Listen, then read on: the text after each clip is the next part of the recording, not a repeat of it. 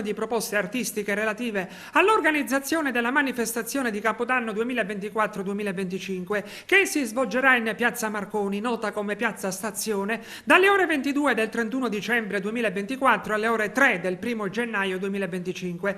L'evento rivestirà un'importanza speciale poiché segnerà l'inizio dell'anno in cui Agrigento sarà capitale italiana della cultura 2025. Per questo motivo il programma dovrà avere un forte impatto mediatico, coinvolgendo televisioni e radio a livello nazionale e internazionale, e dovrà prevedere una campagna promozionale estesa per tutto il mese di dicembre. L'amministrazione comunale invita gli operatori del settore interessati a presentare una proposta artistica entro le ore 10 del prossimo 26 ottobre. Le proposte dovranno includere una serie di servizi necessari per la realizzazione dell'evento, tra cui la fornitura di strutture tecniche, personale di sicurezza e vigilanza, servizi promozionali e la partecipazione di artisti di fama nazionale ed internazionale. Maggiori informazioni sul sito istituzionale del Comune di Agrigento.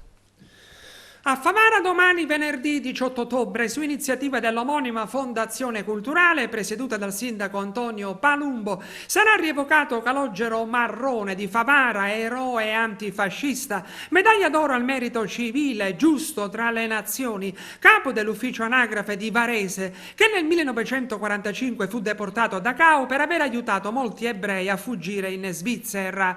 La manifestazione, intitolata Una giornata con Calogero Marrone, intende fortificare la memoria di quanto accaduto ed educare alla libertà.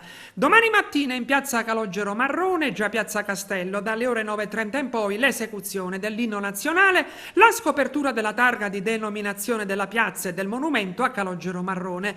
A seguire una performance degli alunni degli istituti comprensivi di Favara. Coordina la manifestazione l'insegnante Giussi Moscato. E domani pomeriggio alle ore 16 altra manifestazione al Castello Chiaramonte in piazza Cavour, dove si svolgerà un convegno dibattito moderato dalla professoressa Gabriella Bruccoleri.